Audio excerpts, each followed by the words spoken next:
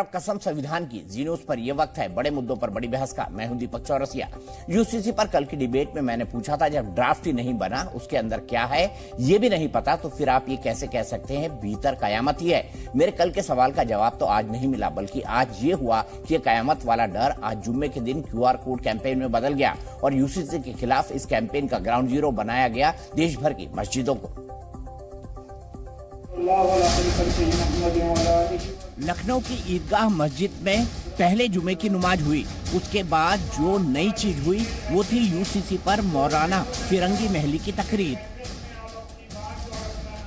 आप लोग इसको अपनी मिली, अपनी कौमी और अपनी मजहबी जिम्मेदारी समझते हुए इस तरीके से लॉ कमीशन तक अपनी बात पहुंचाएं।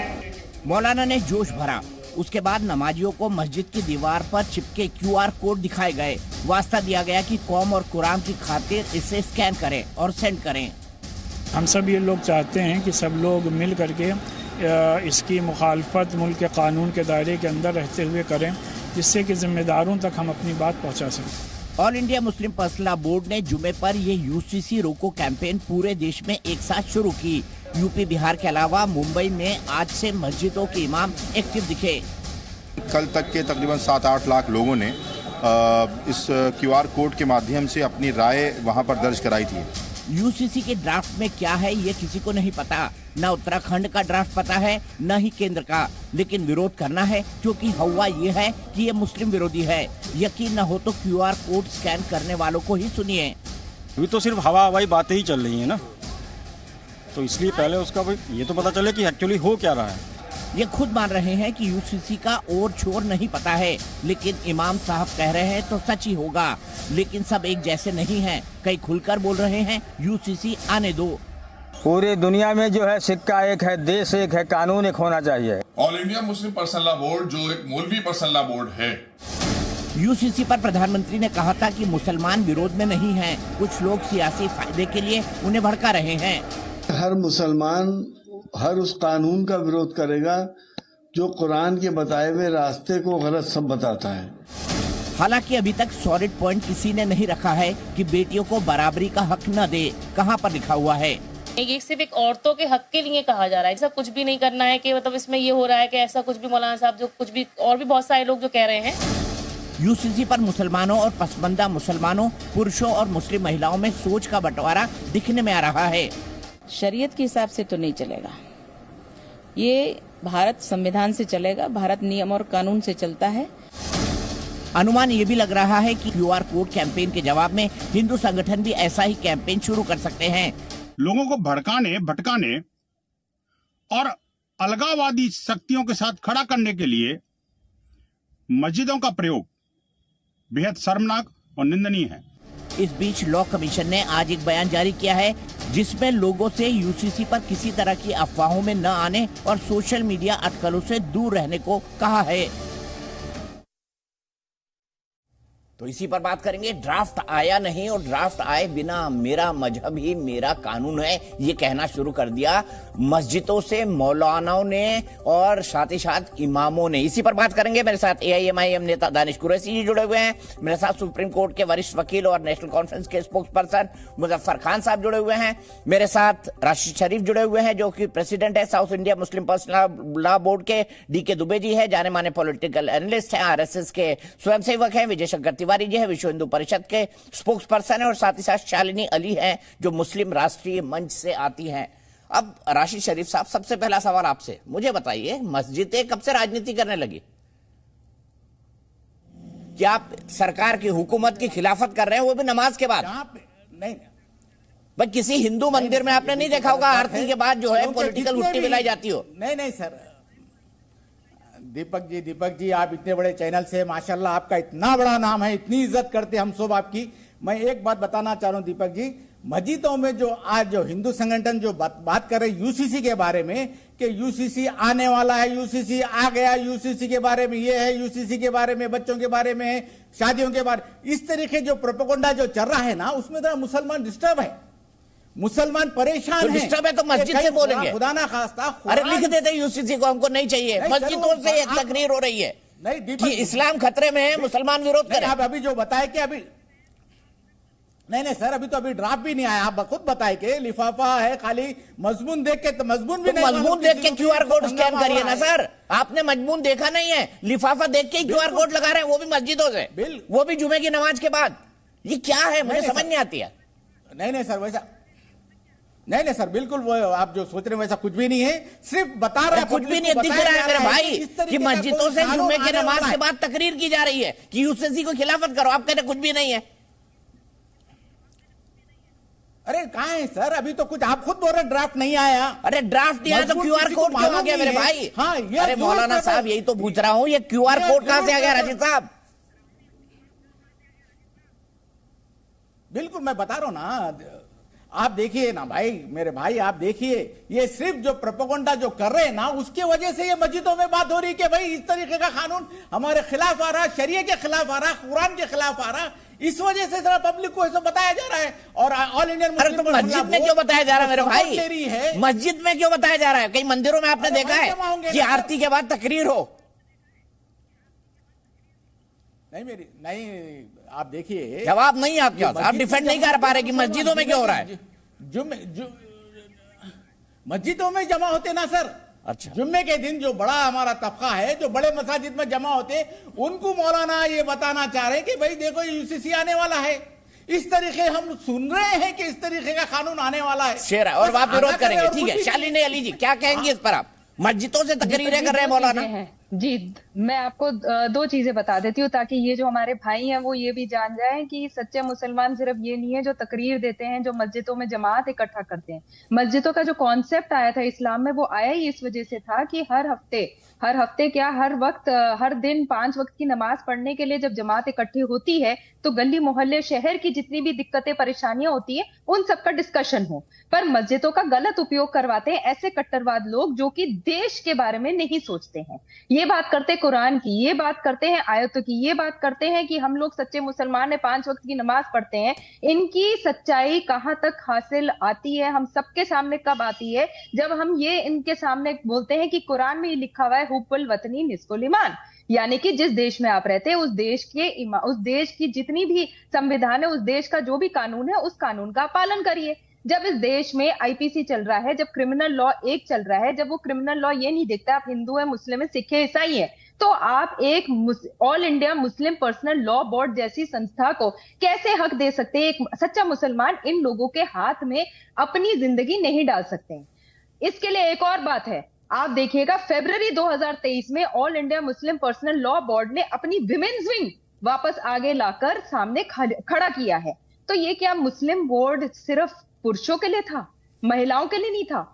हाँ, ये सिर्फ पुरुषों के लिए था, क्योंकि ट्रिपल तलाक जैसी जो भी दिक्कतें थी, परेशानियां थी, जो औरतों को, महिलाओं को, बहनों को, माओं को सामने आकर उनका विरोध करना पड़ा था। तब ये all India Muslim personal law board जैसे ही लोग हैं और बाकी पॉलिटिकल पार्टीज हैं जो चुप बैठे रहे, अपने घर के दरवाजे बंद करे रहे, शरीयत के नाम पे, कुरान के नाम पे चुप बैठे रहे। इनसे पूछ लीजिए शरीयत क्या कहता है ट्रिपल तलाक के बारे में, इनसे पूछ लीजिए कुरान में क्या लिखा गया है अपने देश, अपने कौम के लिए आगे बढ़ने के लिए। इनसे ये पूछिए कि महिलाओं को आगे बढ़ाने का हक इनको दिया गया है या अल्लाह ताला ने खुद दिया गया है? अगर ये सच्चे मुसलमान बनते हैं तो इन्हें कुरान की एक एक आयत सामने याद आनी चाहिए। इनको ये पता होना चाहिए कि मुसलमानों में, इस्लाम में औरतों को वो हक दिया गया है, वो आगे मुकाम दिया गया है जिसको ये लोग हमें हिजाब, बुर्खा और बाकी सारी चीजों में बंद दरवाजों में नहीं रख सकते। अभी ड्राफ्ट नहीं आया है क्योंकि लॉ कमीशन ने एक मुहिम चलाई, उन्होंने मांगा, आप लोगों से ये बोला गया, इस देश के लोगों से बोला है कि आप प्लीज आइए और आप अपना समर्थन या विरोध दिखा दीजिए। इन्होंने क्या कर दिया? इन्होंने क्यूआर कोड्स दिखा दिया। तो जैसे एक हवा होता है कि शेर आया, शेर आया, शेर आया, शेर आया, उससे पहले ही ये डर गए, डरा दिया, बौखला दिया और मुसलमानों के बीच एक भय वाला एक तरीका होता है इन लोगों का, कट्टरपंथियों का, लोगों के बीच में गलत फहमियों वाला का एक सिस्टम लाने का, ये इन्होंने कर दिया। और उससे बेहतर और क्या हो सकता है जहां अपने मस्जिदों में क्यूआर कोड डाल दिए। इनके खुद मदनी साहब ने एक स्टेटमेंट बनाया कि अगर 80 साल के व्यक्ति को भी शादी करने की जरूरत पड़ती है तो वो शादी कर ले। अरे भैया, 80 साल के व्यक्ति को क्या शादी करने की पड़ी है और क्या नहीं पड़ी है, वो सिर्फ क्योंकि कुरान में लिखा गया है कि आप शादी कर सकते हैं इसलिए आप शादी करेंगे?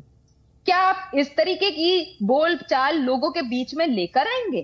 क्या आप एक ये चयन दिखा रहे हैं कि हाँ क्योंकि कुरान में लिखा हुआ है हमें ये फॉलो करना है? तो मैं इनसे ये पूछ लेती हूँ कि कुरान में लिखा गया है हुब्बल वतनी निस्फुल ईमान और लकुम दीनकुल वलियदीन, क्या ये उन दोनों चीजों को फॉलो करते हैं? अगर करते हैं तो इन्हें चुपचाप बैठना चाहिए। ड्राफ्ट के आने का वक्त आ चुका है, उसका इंतजार करना चाहिए और उसके बाद इन्हें आगे बढ़ना चाहिए। अगर कोई दिक्कत है, कोई परेशानी है, उसका हल निकाला जा सकता है। आप पहले हवा मत बनाइए। कोई मुसलमान, पढ़ा लिखा मुसलमान, ना तो यूसीसी के खिलाफ है, ना तो इस देश के कानून और संविधान के खिलाफ है, और ना ही इस देश के खिलाफ है। ये कौन होते हैं? इनको किसने ठेकेदार बना दिया समाज का? ठीक है, शालिनी जी जुड़े रहिए हमारे साथ। मैं सीधे चलता हूं रशीद, माफ कीजिएगा, दानिश कुरैशी जी के पास। दानिश भाई, जुम्मे की नमाज खत्म होती है, हम देखते हैं प्रोसेशन निकलता है, सर तन से जुदा के नारे लगते हैं। जुम्मे की नमाज खत्म होती है, कई जगह जो है दंगे होने लगते हैं। जुम्मे की नमाज खत्म होती है, वहां से लोग निकलते हैं और औरंगजेब को और कई पुलिस वालों को मार दिया जाता है, मॉब लिंचिंग कर दी जाती है श्रीनगर के अंदर। जुम्मे की नमाज खत्म हुई, QR कोड आ गया। अरे भाई ये क्या है? आप मस्जिदों से बता रहे हो या डरा रहे हो? देखिए, प्रोसेशन में और जुलूस में अकेले जुम्मे की नमाज नहीं, बहुत सारे दूसरे धर्मों के प्रोग्राम में भी मतलब हुड़दंगाई होती रहती है। वो अमूमन आपने देखा भी होगा। सर, बाकी जगह अपवाद है और आपके यहाँ परंपरा। जैसे कानून तोड़ना आपका जन्म सिद्ध अधिकार है, आपका मजहब देश के कानून से ऊपर है। बुराई किसी की भी हो, आपको उसका क्रिटिसिज्म करना पड़ेगा। आप भी बुराई करिए ना कि मस्जिदों से निकलकर जिन्होंने सर तन से जुदा के नारे लगाए वो गलत थे। बोलिए गलत है। कह दिया नहीं, जब था वक्त हमने उसकी ना भी कहिए ना, दोहरा दीजिए उस बात को, क्या दिक्कत है? सुन तो लीजिए। लेकिन आपको सिर्फ अगर जुमे की नमाज दिखाई देती है, अगर जो जुमे का वो दिखाई देता है, खुतबा दिखाई देता है, तो फिर मुझे लगता है कि थोड़ा सा आपको कुछ अलग तरीके से नजरिया देखने की जरूरत है। और दूसरा आपने सबसे सर मेरे को नहीं देखना, पूरी दुनिया देख रही है आजकल। तो जुम्मे की नमाज के बाद क्या क्या होता है, नमाजों के बाद क्या क्या हो रहा है, ये पूरी दुनिया देख रही है आज तक। ओके ठीक है, पेरिस में भी देख रही है, लंदन में भी देख रही है, अमेरिका में भी देख रही है। ठीक। और हिंदुस्तान में तो हम देख ही रहे हैं 75 साल से आप लोगों को। ठीक। अभी मैं और आपको बताऊं, आप जो को पैनलिस्ट को पूछ रहे थे कि आपकी जुम्मे की उसमें भी आपने वो कर दिया, तो सुनिए मुझे एक बात ये बता दीजिए, क्या देश में जुम्मे की नमाज में QR कोड के लिए या UCC के लिए बात करने पर पाबंदी लगा दी है आपने? बताइए, भारत सरकार ने पाबंदी लगा दी है? क्या नहीं प्रोग्राम किया जा सकता? लोगों को अवेयरनेस का जो प्रोटेस्ट पहले से लोगों को बहका रहे हैं। बोलिए, इनसे मेहरबानी करके बोले बीच में ना बोले, वरना फिर मैं बोलूंगा तो फिर बोलने नहीं दूंगा उनको। धमकी दे रहे हैं आप यहाँ पे भी? नहीं तो वो बातें धमकी दे रहे हैं। अरे वाह, दानिश भाई डर गया, मैं भी डर गया, शालिनी जी भी डर गई। नेशनल टीवी पे कह रहे हैं। ये तरीका नहीं है ना। वो बोल रही थी, मैं इत्मीनान से सुन रहा था, इतनी सारी बातें उनकी जो बिना वजह की बात फालतू बकवास कर रही थी, तब भी हम बर्दाश्त कर रहे थे। आपका समर्थन तो कुछ नहीं बोले और मैंने कोई बकवास बात नहीं करी। आप कुरान और आयतों के बारे में गलत बात नहीं कह सकते हैं। आप कहीं पर भी कुछ भी आप कह सकते हैं, वो सही बात है, पर आप कुरान की आयतों के लिए गलत नहीं कह सकते। और दूसरी बात है, आपका QR कोड ये कहता है कि आप अपना समर्थन मत दीजिए। आपने लोगों को ये हक भी नहीं दिया है कि वो उसको सोच सकते हैं, समझ सकते हैं। कोई हक देना चाहता है, कोई नहीं देना चाहता है, वो उस इंसान के सोच के ऊपर है, उसकी बुद्धि के ऊपर है। आप ऐसे ब्रेन वॉश नहीं कर सकते हैं, और ना ही आप मुझे चुप करवा सकते हैं। नेशनल टीवी पे आप एक महिला को चुप करवा रहे हो और कह रहे बकवास की बातें कर रही हैं। आपका कहां जा रहा है, आपकी कहां चाल जा रही है, ये सब देख रहे हैं। और ये टीवी ही है जहां पे आपने ऐसी बातें कही है। गलत बात है, मैंने आपसे कोई भी गलत बात नहीं करी है। दीपक जी आपके सामने है ये, ठीक है। दानिश जी बोलिए, आप कंप्लीट कर दीजिए। धमकी मत दीजिए सर, धमकी मत दीजिए, हम वैसे ही डर जाते हैं। पता नहीं कौन सरतन से जुदा बोलने लगेगा कल से। ओके, अब सवाल सबसे बड़ी बात यह है कि हमारे लिए हमारे सरमाया जो है वो हमारे दीन के उलमा हैं, और उलमाओं ने आज जो बात कही है सारे देश में लोगों ने उनको सुना, और आगे का प्रोग्राम भी मैं समझता हूं तब तक इस तरीके का आगे चलाना है कि भाई सरकार के सामने जो बात रखनी है वो तरीके से बात हम रखेंगे। और अगर किसी को प्रॉब्लम है, किसी को भी प्रॉब्लम है, तो मुझे ये बता दे कि इस देश में मस्जिद के शैन में अगर देश के हक की बात हो रही है, अगर किसी के हुकूक की बात हो रही है, तो कोई पाबंदी लगा दी जाएगी? दीपक जी बताइए तो क्यों रोक दिया जाएगा भाई? किसने रोक दिया? और किसने ये बता दिया, बैन कर दिया कि नहीं भाई इमाम साहब जो है वो नहीं बात करेंगे? दिक्कत क्या है, आपको हर चीज में जैसे ही नमाज की बात आती है, जैसे ही इसकी बात आती है, अजान की बात आती है, आपको पेट में दर्द होने लगता है। आपका दर्द होना लाजमी है, कोई परेशानी नहीं है। उलमाए दीन हमारे पूरा all India Muslim personal law board के तमाम जो लोग हैं इत्तेफाक के साथ आगे बढ़ रहे हैं और अपनी बात आगे रखेंगे, और जहां जहां जरूरत पड़ेगी, जहां पेश करनी है जिन अथॉरिटीज के सामने, हम अपनी बात रखेंगे। उसमें किसी को क्या परेशानी है भाई? मतलब यूसीसी आ जाएगा तो इस्लाम खतरे में आ जाएगा? दानिश कुरैशी जी, देखिए हमें क्या खतरे में लाना है, क्या नहीं लाना है, कानून के एतबार से हमें जो हक मिला है उसका तो हम वो करेंगे। आपका तो मजहब ही आपका कानून है मेरे भाई, यही तो दिक्कत है। आपका मजहब ही आपका कानून है। जहां हमें सुनिए जहां देश का कानून मानते का है आप? हमारे संविधान के मातहत अपने मजहब की इजाजत है तो बेशक हम इस्तेमाल करेंगे। अजान करने की इजाजत है। अजान में तकरीर पढ़ के सरकार के खिलाफ भड़काने की इजाजत संविधान नहीं देता आपको। बात मत करिए। किसी आज कोई भी प्रोग्राम में आप दीपक जी आप पूरे समाज को इस तरह से नहीं बरकरा सकते। बताइए QR कोड दे रहा है साहब। अरे बरकरार तो ये लोग रहे हैं जो आज ही की बात कर रहा हूँ, मस्जिदों से आप QR कोड दे रहे हैं, मैं नहीं, सरकार की खिलाफत करने का। सुनिए कोई पाबंदी है? छोड़ दीजिए, बोल दिया आपने, बहुत बोल दिया। शालिनी जी बोलिए, फिर मैं डीके दुबे जी के पास जाऊं। जैसे मैंने आपको पहले ही कह दिया था कि ये कट्टरपंथी लोग होते हैं जो लोगों को पहले से भौखला के डरा कर रखते हैं। QR कोड देते हैं, उस QR कोड में अगर वो ये लिखते कि आप अपने हिसाब से उसमें चुन लीजिए कि क्या UCC आना चाहिए या नहीं आना चाहिए, वो एक अलग बात होती। आपने QR कोड दे दिया है जिसमें आप कह रहे हैं आप UCC का समर्थन मत करिए। आप पहले से मुसलमानों के बीच में ये भय डाल रहे हैं कि देखिए UCC में क्या आएगा। अब मुझे बताइए, अगर UCC में ये आता है कि 18 साल की आयु के बजाय 21 साल की आयु में लड़की की शादी होनी चाहिए, क्या गलत बात है? हम तो खुद कह रहे हैं हमारी मुसलमान बहनें और आगे बढ़े, बच्चियां और आगे बढ़े। भाई 21 साल में बच्ची ग्रेजुएशन कर लेती है, कुछ काम करे। हम चांद तारे तोड़ने की बातें करते हैं, ये बात करते हैं कि हाँ जी 15-16 साल की उम्र में, मैक्सिमम 18 साल की उम्र में लड़की 12th पास करती है, चलो जी शादी कर लेते हैं। अगर UCC में ये आ जाता है कि आप 2 शादियां नहीं कर सकते, 3 नहीं कर सकते, 4 नहीं कर सकते, तो क्या गलत बात है? कौन से शरीयत की ये बात कर रहे हैं? क्या ये 4 शादियां, 3 शादियां, 2 शादियां आज के डेट में कोई कर भी रहा है? आप देखिए, कोई भी पढ़ा लिखा मुसलमान है वो खुद कहता है कि भैया एक बीवी है मेरी, मैं उसके साथ खुशी राजी रह लूं ताकि मैं उसको भी खुश कर रख सकूं और अपनी बच्चों को भी खुश कर सकूं। कौन कर रहा है 2-3 शादियां? तो अगर ये लॉ आ भी जाता है कि आप 2-3-4 शादियां नहीं कर सकते, तो किस चीज का इन्हें खौफ है?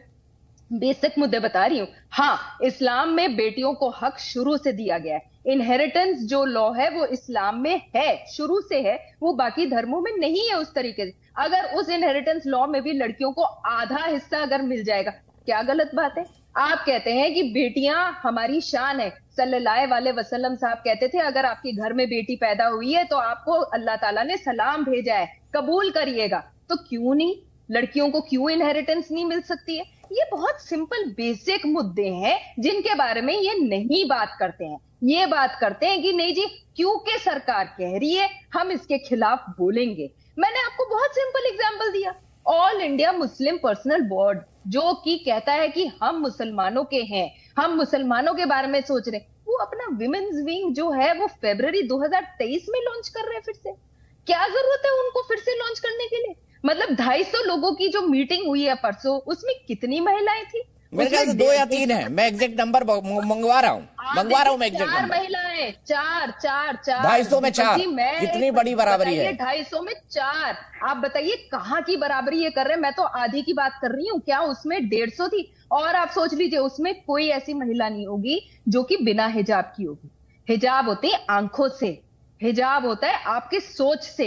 हिजाब सिर्फ औरतों के लिए नहीं होती है, हिजाब मर्दों के लिए भी होता है। ये बेसिक हमारी दिक्कतें परेशानियां जो है, कब तक ये हमें चुप कराए रखेंगे? ठीक है, कब तक ये लड़कियों को आगे बढ़ने नहीं देंगे? और आपको बता दूं दीपक जी, यूसीसी का मुद्दा सिर्फ हिंदू, मुस्लिम, सिख, ईसाई वाला नहीं है। यूसीसी का मुद्दा बेसिकली जो हमारी महिलाएं हैं उनको पढ़ाने की बात है, तो उसके लिए तो सारे कौम को इकट्ठे आना चाहिए, सारे धर्मों को इकट्ठा आना चाहिए। अब तो आपको ये सोचना चाहिए कि जिस सरकार ने ट्रिपल तलाक जैसे एक उत्पीड़न से महिलाओं को बचा दिया है, जिस सरकार ने राशन कार्ड में महिलाओं का नाम डाल दिया है, जिस सरकार ने कोविड में राशन दिया बिना ये सोचे कि ये हिंदू या मुसलमान है, अगर वो एक कानून लेकर आ रहा है, क्या खराबी है? पहले कानून का ड्राफ्ट तो आ जाए, आने तो दीजिए। आपने पहले हुआ बता दिया कि नहीं जी हमें तो नहीं। अब मैं सबसे पहले मुजफ्फर भाई आपके पास आना चाहता हूं। मैं चाहता हूं, ये मैंने खास तौर पे आपके लिए निकाल के रखा है, मैं कुछ बातें आपको सुनाता हूं। कुछ लोगों के स्टेटमेंट्स हैं जिसमें उन्होंने क्यूआर कोड स्कैन करके दबाया तो है, लेकिन उनको पता नहीं यूसीसी क्या बला है, उनको ये भी नहीं पता नहीं कि मजमून में क्या लिखा है और या क्या आएगा। लेकिन मौलाना साहब के कहने पे, इमाम साहब के कहने पर उन्होंने क्यूआर कोड स्कैन करके दबा जरूर दिया है। अब सुनिए वो लोग क्या कहते हैं। ना मतलब एतराज जताना तो जरूरी है ना कि भाई मैं एग्री नहीं करता इस बात से। नहीं, अभी तो बिल्कुल कोई मतलब क्लैरिटी है ही नहीं ना कि किस चीज़ पे कैसे क्या चीज़ होगी। भाई कोई ड्राफ्ट सामने आए, न्यूज़पेपर में पब्लिश हो। समर्थन की बात करा जाए तो एक हिसाब से देखा जाए अभी तक तो कोई ऐसा मामला नहीं पैदा हुआ है। अगर समर्थन की बात आएगी तो समर्थन करेंगे, अगर विरोध की बात होगी तो हम उससे पीछे भी नहीं हैं। देखिए, ये अभी इस तरह का कोई मामला हमारे सामने आया नहीं है। जब उसकी नौइयत क्या होगी, उसका तरीक़ाकार क्या होगा, उसकी शक्ल क्या होगी, जब इस तरह कोई बात सामने आएगी तब देखा जाएगा। एक बात जो ये बिल लाने की बात की जा रही है, अभी तो ड्राफ्ट तैयार नहीं हुआ, सामने नहीं लाया है, लेकिन जो बातें समझी जा रही हैं कि इसके अंदर ये बातें होंगी, इसको मुल्क की सालमियत के लिए मुनासिब नहीं समझा जा रहा है, इसलिए इसका एहतजाज किया जा रहा है और वो अपनी राय मुखालफत में दर्ज कर रहे हैं। अब मुजफ्फर साहब आपने भी सुन लिया, लोग कह रहे हैं हमको नहीं पता क्या आ रहा है, लेकिन हमको क्या दिया विरोध करना है तो हम विरोध कर रहे हैं, मतलब मेरा मजहब ही मेरा कानून है। दीपक जी, पहली बात तो ये है कि ये विरोध खाली कोई मस्जिदों से नहीं आया है। अगर आपने मंडे की जो मीटिंग हुई है जिसमें हमारे एक मेंबर पार्लियामेंट हैं सुशील मोदी जी, वो हेड करते हैं, उन्होंने भी इस पर एतराज किया है कि ये फिजिबल नहीं है। दूसरी बात ये, हाँ, नफरत फैलाना किसी भी मजहबी अदारे में, मस्जिद हो, मंदिर हो, गिरजाघर हो या कोई भी टेंपल हो, रिलीजियस हो, तो वहां नफरत तो नहीं फैलानी चाहिए। बट आइन ये हमें इजाजत देता है कि अगर आपको कोई चीज अच्छी लगती है उसकी सपोर्ट करो, अगर आपको ठीक नहीं लगती, अगर कोई मुखालफत करता है तो इसका मतलब ये नहीं कि वो एंटी नेशनल हो गया। बहुत सारे लोग इसकी मुखालफत भी करते हैं और सिर्फ मुस्लिम ही नहीं करते हैं। यूनिफॉर्म सिविल कोड सिर्फ मुस्लिम्स के लिए नहीं आ रहा है, ये हिंदू, मुस्लिम, क्रिश्चियन, सिख्स सबके लिए आ रहा है। और यूनिफॉर्म सिविल कोड में जो बुनियादी तौर जो मुश्किलात आ रही हैं वो ये हैं कि इवन हिंदू कम्युनिटी के अंदर भी इसमें पूरी यूनिफॉर्मिटी है। मंदिर में क्यूआर कोड जारी हुआ क्या, मस्जिद में हो गया, ये बताइए। चलो हिंदुओं को भी दिक्कत है, क्या मंदिर में आरती के बाद क्यूआर कोड जारी हो रहा है? मुझे पहले कंप्लीट करने दें बात को, मुझे कंप्लीट करने दें, मैं आपको इसका भी जवाब दूंगा। क्यूआर कोड जारी करना उनकी, मैं कहूंगा ये जल्दबाजी है, जब तक ये ड्राफ्ट अभी नहीं, लेकिन ड्राफ्ट आने से पहले बहुत सारी ऑर्गेनाइजेशंस ने इसकी मुखालफत शुरू कर दी। और ये कहना कि भाई जिस तरह किसी ने अभी पैनलिस्ट ने पता नहीं किसने कहा, 4 ऑर्गेनाइजेशन बताइए जिन्होंने मुखालफत करी है। प्लीज पहले मुझे करने दे, मैं जवाब देता हूं। किसी एक पैनलिस्ट ने यहाँ ये कहा कि मुल्क में जब क्रिमिनल लॉ यूनिफॉर्म है, क्रिमिनल लॉ भी यूनिफॉर्म नहीं है। हर स्टेट ने अपने अपने हिसाब से क्रिमिनल लॉ में भी अमेंडमेंट की है। कहीं जो है सीआरपीसी और आईपीसी तो एक ही है ना सर, आप सुप्रीम कोर्ट में नहीं, अमेंडमेंट है उसमें। दीपक जी, अमेंडमेंट है। यूपी ने अलग अमेंडमेंट की हुई है, मध्य प्रदेश ने अलग की हुई है, बिहार ने अलग की हुई है, इसी तरह महाराष्ट्र ने अलग अपने हिसाब से आईपीसी और आरपीसी, सीआरपीसी में अमेंडमेंट की हुई है। और सिविल लॉ तो है ही नहीं यूनिफॉर्म, इवन कॉन्स्टिट्यूशन यूनिफॉर्म नहीं है। कॉन्स्टिट्यूशन में आर्टिकल 371 जो है कुछ स्टेट्स को जो है वो मुराद देता है, हर स्टेट्स के लिए अलग-अलग मुराद है और कॉन्स्टिट्यूशन इसको परमिट करता है। यूनिफॉर्मिटी कॉन्स्टिट्यूशन नहीं मांगता है, वो मांगता है unity in diversity. Uniformity constitution की रिक्वायरमेंट ही नहीं है। और हाँ, आर्टिकल 44 कहता है यूनिफॉर्म सिविल कोड। आपको शायद याद होगा 1951 में जब नेहरू जी ने लाया था, उस वक्त आरएसएस वालों ने इसकी जबरदस्त मुखालफत की थी, क्योंकि हिंदू कम्युनिटी के लिए ये प्रॉब्लम क्रिएट हो रही है कि हिंदू कम्युनिटी में यूनिफॉर्म कहीं भी ट्रेडिशन आज कोई यूसीसी का विरोध कर रहा है हिंदू संगठन है, कहा हो तो मुझे नाम बता दीजिए मुजफ्फर साहब, कहाँ 1951 की बात लेकर बैठे सर? अब आपने शायद उसी आरएसएस ने हिंदू कोड बिल पास किया और माना भी उसको। मंडे का पेपर नहीं पढ़ा है, सुशील मोदी जी ने खुद कहा है। सुशील मोदी को मिसकोट कर रहे हैं मेरे भाई आप। आपने वो पढ़ लिया जो आपको पढ़ना है, जो नहीं पढ़ना है वो नहीं पढ़ा। अरे भाई उसने खुद कहा है, मैंने उसकी स्टेटमेंट सुशील मोदी की पार्टी की जॉनसन के जमाने से बात है कि हम यूनिफॉर्म सिविल कोड लाएंगे, ये सुशील मोदी की पार्टी है। पहले इन लोगों ने मुखालफत की थी, आपको शायद याद नहीं, 1951 में। अब 1951 में पहुंच गए सर, 2023 है। एक चीज और का सुशील जी मैं जवाब दूंगा आपको, एक चीज और का, कि जो आदमी यूनिफॉर्म सिविल कोड की मुखालफत करेगा वो एंटी नेशनल है, क्या वो मुल्क से प्यार नहीं करता है? इसका मुल्क के प्यार के साथ क्या ताल्लुक है? सर मुझे सिर्फ एक बात का जवाब दो, मस्जिदों से क्यूआर कोड जारी होना क्या सही है, हाँ या ना, सिर्फ इसका जवाब दे दीजिए। पहले नहीं, आपने जो नेशनल चैनल पे बैठकर ये कह देना कि जो आदमी भी इसकी मुखालफत करता है वो मुल्क से प्यार नहीं करता। मैंने कहा मैं सिर्फ ये पूछ रहा हूँ कि मस्जिदों से क्यूआर कोड जारी करना क्या सही है? कोई पैनलिस्ट कह रहा था। दूसरी बात ये मत डालिए ना सर, पैनलिस्ट तो सर आज भी कई बातें कह रहे हैं। आज भी 2005 में एक अमेंडमेंट हुई, किसमें? हिंदू लॉ ऑफ सक्सेशन में। 2005 से पहले हिंदू लॉ ऑफ सक्सेशन में बेटी को हक नहीं था प्रॉपर्टी में, फादर की प्रॉपर्टी में जो एंसेस्ट्रल प्रॉपर्टी है उसमें हक नहीं था। 2005 में ये अमेंडमेंट हुई थी, आज तकरीबन ऑलमोस्ट कितने साल हो गए हैं? 18 साल हो गए। 18 साल में आज तक हम उसको इम्प्लीमेंट नहीं कर पाए। आज भी क्या बात करते हैं सर आप, कुछ भी बात कर रहे हैं मुजफ्फर भाई, कैसे सुप्रीम कोर्ट के वकील हैं आप? हिंदू डीके तो मुझे बताइए, क्या हिंदुओं में बेटियों को नहीं दिया जाता अपने बाप का? मेरे घर में मैंने दिया अपनी बहनों को भाई। अरे भाई हम लोग था नहीं वैसे हमारे पास कुछ, जो भी था वो दे दिया मैंने। सिर्फ बहस करने के लिए ये एक बात कह रहे हैं, उससे सच्चाई थोड़ी सामने आ जाती है। उसका कन्यादान कहते हैं हमने कन्यादान कर दिया, हालांकि 2005 से बताइए इनको, पता नहीं कहाँ से पढ़ते हैं आप लोग और कहां से एग्जाम्पल? आपको नहीं बता सकता मैं कहां से पढ़ता हूं, और इस तरह का मेरे साथ आप बिहेव मत करें। I am not a layman और आई एम नॉट अ, इसीलिए बोल रहा हूं सर, मैंने इसीलिए आपको समझदारी वाली 3 स्टेटमेंट दिखाई। Sushil ji, at least be very choosy when you are addressing a senior lawyer of the Supreme Court. Sir मैं यही तो कह रहा हूं, मैं यही कह रहा हूं सर। मुझे आश्चर्य लगता है कि आप ये कह रहे हैं कि हिंदू सक्सेशन लॉ इंप्लीमेंट नहीं हुआ है। मुझे आश्चर्य है आपके बात। ग्राउंड पे इंप्लीमेंट नहीं हुआ, ग्राउंड पे हकीकत है। ऐसा बोलिए ना, ऐसा बोलिए आपको लगता है ग्राउंड पे इंप्लीमेंट नहीं हुआ? ठीक है, तो नहीं हुआ है, इंप्लीमेंट नहीं हुआ। आ रहा हूँ शाली जी, 1 मिनट। और इसी तरह मुस्लिम से भी नहीं किया। मैं ये भी बताऊं आपको, मुस्लिम में लॉ ऑफ इनहेरिटेंस में बेटी का हक है दोनों जगह, बाप की प्रॉपर्टी में भी और हस्बैंड की प्रॉपर्टी में। मैं ये नहीं कहता कि खाली हिंदू कम्युनिटी में, मुस्लिम कम्युनिटी ने भी उसको इंप्लीमेंट नहीं किया। उसकी शादी कर लंबा बोल लिया सर, आप कन्यादान कर दिया। और मुजफ्फर खान साहब प्रैक्टिस कर रहे हैं, हमारे साथ ही प्रैक्टिस करते हैं। हमारी इनकी कभी भेंट नहीं हुई सुप्रीम कोर्ट में, ये दुर्भाग्य है कि हमारी इनकी भेंट नहीं हुई। लेकिन मैं आपको बताता हूँ, 2005 के अमेंडमेंट से पहले भी बहनों को पूरा अधिकार था। केवल 2005 से पहले सेक्शन 5 में जो लिखा था, सेक्शन 6 में जो लिखा था, वो ये कह रहा था कि मैरिड वीमेंस को नहीं था, बाकी अनमैरिड को सबको था। जो घर में रहती थी उनको सबको अधिकार था, और ये 1930 और उससे पहले से अधिकार है। 2005 के बाद, मैरिज के बाद कोपार्सनर उनको माना गया है। कोपार्सनर का मतलब होता है घर की सहदाई उनको माना गया है। और अब सहदाई होने के नाते ये जो कह रहे हैं ना इम्प्लीमेंट नहीं किया, ये ऑपरेशन ऑफ लॉ से इम्प्लीमेंटेशन होता है। इसका इम्प्लीमेंटेशन किसी पुरुष या महिला को करने का अधिकार ही नहीं है सर, ये ऑपरेशन ऑफ लॉ से होता है। ऑपरेशन ऑफ लॉ का मतलब हुआ कि व्यक्ति की मृत्यु हुई, उसके अब बच्चे जो हैं वो नोशनल पार्टीशन हो जाता है, उनका अपने आप हो जाता है। केवल आपको जो अगर किसी को जल्दी करना होता है तो उसको वहां एफिडेविट लगाना होता है और ये बताना पड़ता है फैमिली ट्री के साथ कि साहब हमारे परिवार में इतने लोग हैं।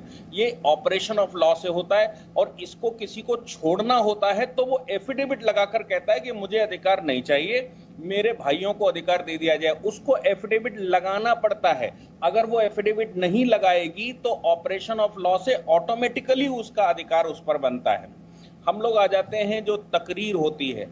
दीपक जी, आपको मालूम है कि यूएई में और सऊदीया में तकरीर पर बैन लगा दिया गया है और भारतीय वो पाकिस्तान से जो मौलाना जाते थे उन मौलानाओं पर भी बैन लगा दिया है। और यूएई ने जो जवाब दिया उसका, वो उन्होंने ये कहा कि साहब ये तकरीर करते हैं और ये तकरीर में भड़काते हैं और भड़काकर हमारे मुस्लिम देश को भी यहाँ आंदोलन में खड़ा कर देते हैं, इसलिए इन पर बैन लगाया जाता। तो मौलाना लेने से मना कर दिया है। हमारे देश में ये जो कोई बैन नहीं है भाई साहब, आप यूएई से बात करिए ना, उनसे कहिए ये क्यों मौलाना को यहाँ का बैन कर दिया है। वहाँ कॉन्स्टिट्यूशन नहीं है, वहाँ डेमोक्रेसी नहीं है। हम डेमोक्रेटिक कंट्री में है, we can not be compared with UAE और सऊदी अरेबिया। कि हम डेमोक्रेटिक कंट्री में हैं, हम दारुल अमान में रहते हैं, हम दारुल अमन में रहते हैं, हम एक डेमोक्रेसी में रहते हैं। हमारा we are governed by the constitution, we are governed by the constitution. तो फिर ऐसे मौलाना तकरीर करके क्यों बहकाए हैं लोग? मौलाना को ये हक कानून ने दिया, आइन ने दिया है, freedom of speech and expression देती है। पर बहकाना उनको ये साफ कह देना, बहकाना ये कोई बहकाना नहीं है मैम। नहीं, देखिए अगर क्यूआर कोड में चॉइस दी गई होती सर, अगर क्यूआर कोड में चॉइस दी गई होती कि आप सोच समझ के फिर आप अपनी चॉइस को आप बयान कर लीजिए तो बात अलग होती। आपने तो एक शुरू में कहा वो जल्दबाजी है, जब क्यूआर कोड नहीं, ये जल्दबाजी है, ये आप इसको जल्दबाजी नहीं कहेंगे। मैं कल डेमो दिखा देता हूँ आपको, मैं डेमो दिखा देता हूँ। क्यूआर कोड आप स्कैन करेंगे तो खिलाफत ही मिलेगी कि हम इसके खिलाफ वोट करते हैं। दीपक जी बहुत सारी देखिए परसों मीटिंग के बाद उन्होंने ये कहा है कि हम सड़क पे नहीं उतरेंगे। ठीक है, मैं माफ कीजिएगा, विजय शंकर जी के पास एक भी बार नहीं गया हूँ, सीधे विजय शंकर जी के पास चलता हूँ। ये बात अलग है कि लोग पानी पी पी के कोसते, दानिश भाई खाते खाते कोसते रहते हैं, हमको कुछ ना कुछ खाते ही रहते हैं। हमें भी कभी कबाब खिलाइए जनाब।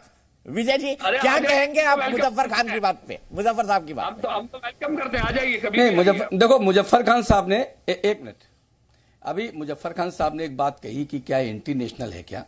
तो मैं कहता हूं कि जब सीएए कानून बन गया था और बनने के बाद जब उसका आप सब लोगों ने विरोध किया, वो क्या है, वो एंटी नेशनल है कि नहीं है? तो एंटी नेशनल बनाने में बहुत देर लगती नहीं है। इतने दिन से यूसीसी पर चर्चा हो रही है। एक मिनट मुजफ्फर साहब एक मिनट जरा, एक मिनट। इतने दिन से चर्चा चल रही है, पर चर्चा चल रही है यूसीसी पर।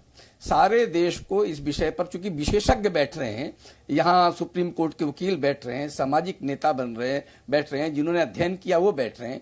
इतना विषय उन्होंने सबके सामने रख दिया है कि आम समाज के बीच में आप जाइए, उनको यही लगता है कि देश में यूसीसी आना चाहिए, समान नागरिक कानून आना चाहिए। क्योंकि सिद्धांत है कि जिस परिवार में अलग अलग सदस्यों के अलग अलग नियम कानून होते हैं, वो परिवार कभी चलता नहीं है, वो बैठ जाता है। तो मुझे लगता है कि अगर जो लोग इसका विरोध करने पे तुले हुए हैं, तो उसका संदेश यही जा रहा है कि ये इस देश को जोड़ना नहीं चाहते, इस देश को बनाना नहीं चाहते हैं, इस देश को तोड़ने के लिए तरह तरह के हथकंडे अपना रहे हैं। यही विषय जाता है। अब आप देखिए कि कुछ बातें ऐसी हैं जिन पर अगर ये आ जाएगा तो इनको क्या समस्या है, क्या नुकसान है, क्यों उसका विरोध कर रहे हैं। हम कहते हैं कि मुस्लिम लड़की 15 साल की शादी हो जाए तो कोई दिक्कत नहीं है, अगर हिंदू 15 साल की लड़की शादी कर दे उसके लिए कानून का डंडा आ जाता है, यानी उसको 18 साल की करना चाहिए। अरे एक हिंदू युवक कोई 22 साल, एक मिनट से एक शादी के अलावा दूसरी शादी कर ले तो उसके सामने समस्या खड़ी हो जाएगी। तो इस प्रकार की बहुत सारी अमानुषिक चीजें भी हैं। मैं मुजफ्फर साहब उनकी चर्चा नहीं करना चाहता, वो बहुत सारी चीजें आपके यहाँ शरिया में, आप क्यों चाहते हैं कि इस देश में शरिया कानून के कुछ चीजें यहां लागू रहें?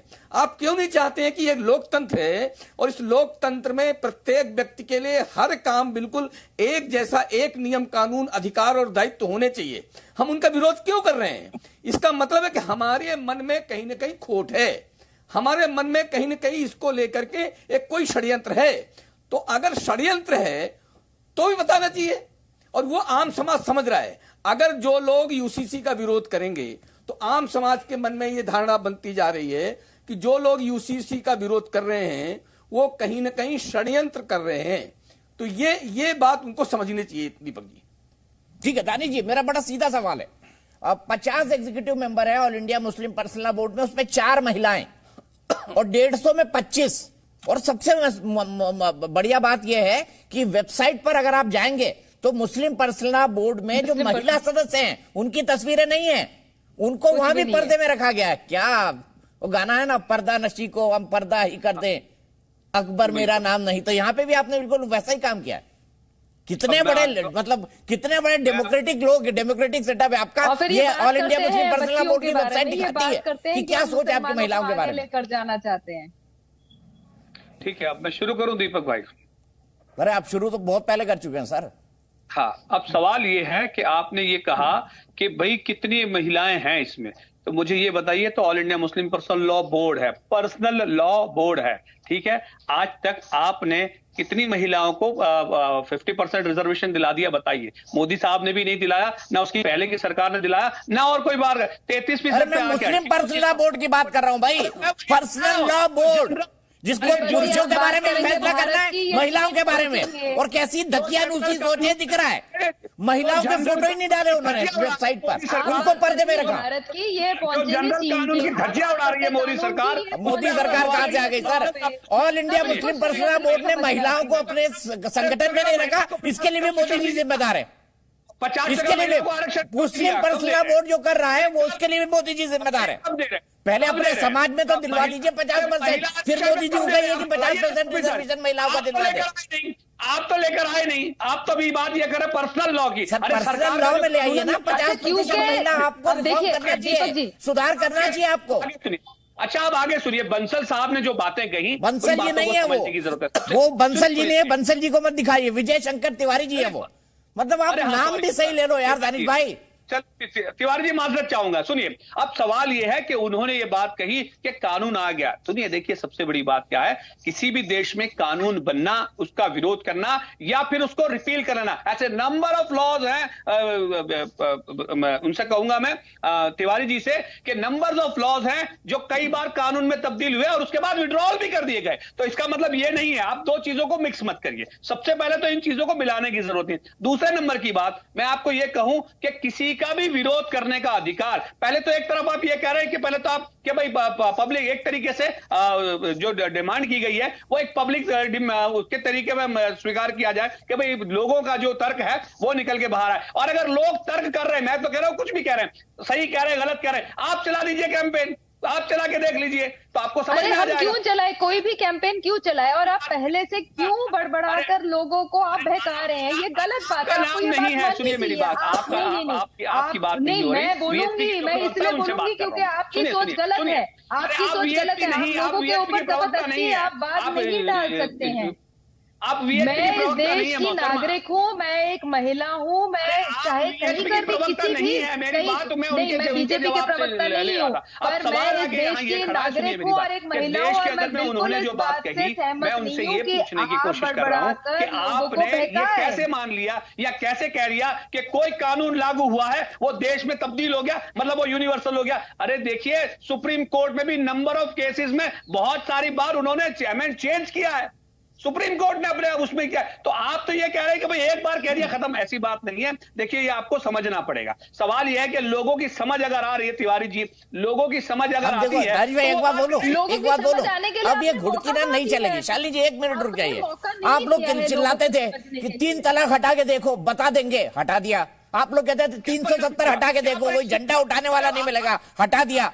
अब आप ये कहते रहेंगे, तकरीरें करते रहेंगे, QR कोड जारी करते रहेंगे, UCC आ जाएगा दानिश भाई, देख लीजिएगा। सही बात है, सुनिए मेरी बात। नहीं, आपको अगर आपको यहाँ पे वो करना है, हिंदू कोड बिल लाना है तो ला दीजिए। हिंदू कोड बिल आ चुका है ऑलरेडी, अब तो UCC आ रहा है। हिंदू कोड बिल लाना है, आइए बोलिए, आप बोलिए हिंदू कोड बिल लाना है। क्या मतलब दीपक जी, मुझे समझ नहीं आता कि आप कद्दू और अंगूर बहुत पसंद करते हैं, सीधे अंगूर का कंपैरिजन कद्दू से करते हैं क्योंकि हम डाइवर्सिटी पे बिलीव करते हैं। मेरे हॉस्टल में एक सब्जी बनती थी, उससे हम पूछते थे काहे की सब्जी है, तो बोलते हैं कद्दू और अंगूर की सब्जी। फिर उससे पूछते थे भाई इसमें कद्दू और अंगूर कितना है, तो बोले 1 कद्दू पर 1 अंगूर है। उसी टाइप का कर दे रहे हैं आप। तो ये बेवकूफी की अलामत हो जाएगी दीपक भाई, जब आप कद्दू और अंगार। चलिए, मैं बेवकूफी से कोई दिक्कत नहीं है, लेकिन शालिनी जी मुझे ये बताइए, ये जो पर्दा नशी महिलाएं इन्होंने करके रखी हुई है AIMPBL में, ऐसा क्यों है, क्या सोच है? क्योंकि इनके सोच में भी उतना ही पर्दा लगा हुआ है। जब ये अभी नेशनल टीवी में ये कह रहे हैं कि जी तकरीर कर सकते हैं, आप विरोध कर सकते हैं, आप विरोध कर सकते हैं, आप विरोध करिए, आप अपने सामने लेकर आइए कि क्या क्या बातें हैं जिस बेसिस पे आप विरोध कर रहे हैं। आप लोगों को बहका कर, एक कट्टरपंथी सोच रखकर लोगों के दिलो दिमाग में ये बात तो नहीं डलवा सकते हैं कि नहीं जी आप विरोध करिए बिना जाने कि क्या सही है क्या गलत है। आप अगर इस बात का समर्थन कर रहे हैं कि जो QR कोड जो इशू किया गया वो बिल्कुल सही है, जिसको देखकर मुसलमान जितने भी हमारे भाई बहन है उस QR कोड के जरिए आगे बढ़ेंगे और UCC को समर्थन नहीं देंगे, कितनी गलत बात हो सकती है। आप लोगों को सोचने का समझने का मौका ही नहीं दे रहे। आप चाहते ही नहीं है कि आपकी कौम आगे बढ़े, आप चाहते ही नहीं है कि वो आगे बढ़ के कुछ बन सके। इसीलिए लिटरेसी रेट हमारे कौम में सबसे कम है, क्योंकि कुछ लोग होते हैं जो अपनी एक धारा वाली सोच लेकर आगे बढ़ते हैं, समाज में वो एक धारा सोच लेकर जाते हैं। तकरीर करनी चाहिए अच्छी चीजों के बारे में, तकरीर करनी चाहिए वो चीजों के बारे में जो आपके राष्ट्र को आगे बढ़ाती है। तकरीर होनी चाहिए ये सोच के कि लकूम दीनकुम वलियदीन, तकरीर होनी चाहिए ये सोच के हुब्बल वतनी निस्फुल ईमान। किस चीज की ये तकरीर करते हैं? ये तो ये सिखा रहे हैं कि हाँ जी सरकार आपके खिलाफ है। जब ये ट्रिपल तलाक पे कुछ नहीं बोल पाए, जब all India Muslim personal law board जो कि मुस्लिम पर्सनल लॉ बोर्ड के नाम से है, जब वो ही कुछ नहीं कर पाए, महिलाओं को आगे बढ़ने का मौका नहीं दे रहे, इससे बड़ी बात क्या हो सकती है? It's a big joke. उनका विमेंस विंग फरवरी में आया है। आप देखिए मेरे लिए एक मुसलमान औरत होते हुए मेरे खाते में दानिश भाई कब बुला रहे हैं मुझे? आ जाइए आ जाइए आ जाइए। चलिए बहुत बहुत शुक्रिया। आज के लिए अफसोस भाई, मुजफ्फर भाई, इतना ही टाइम है।